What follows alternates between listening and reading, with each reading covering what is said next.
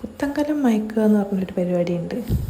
അതേപോലെ ഞങ്ങൾ അലുമിനിയം പാത്രം പുതിയത് വാങ്ങിയിരുന്നതാണ്. അപ്പോൾ അതൊന്ന് മയക്കാൻ വേണ്ടിയിട്ടാണ്. അപ്പോൾ ഇത് അടിയിൽ മണ്ണും വെണ്ണീരും കൂടി തേച്ചതാണ്.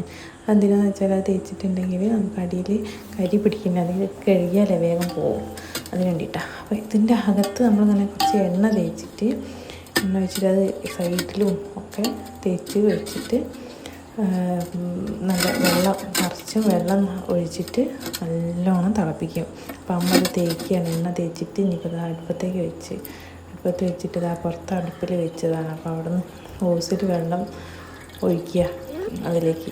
ഇതൊരു ബിരിയാണി ചെമ്പാണ്. നമുക്ക് 2 കിലോ റൈസും 2 കിലോ ചിക്കനും കൂടി വെക്കാൻ പറ്റുന്നൊരു ബിരിയാണി റൈസിൻ്റെ ചെമ്പാണ് എടുത്ത് വാങ്ങിയത്. അപ്പം അത് ബിരിയാണി ഉണ്ടാക്കാൻ വേണ്ടിയിട്ട് ബിരിയാണീൻ്റെ വീഡിയോ ഞാൻ ഇടാം കേട്ടോ. അപ്പം അതിന് വേണ്ടിയിട്ട് ഇത് റെഡിയാക്കിയിരുന്നു. അപ്പോൾ അതായത് വെള്ളം നിറച്ച് ഒഴിച്ചതിന് ശേഷം നമുക്കിത് മൂടി വെച്ചിട്ട് നല്ലോണം തിളയ്ക്കണം. ഇതാക്കണ്ട, ഇങ്ങനെ വെട്ടി തിളയ്ക്കണം. ഇങ്ങനെ വെട്ടി തിളച്ചിട്ട് കുറച്ച് സമയം മൂടി വെച്ചിട്ട് അപ്പോൾ റെഡിയായി.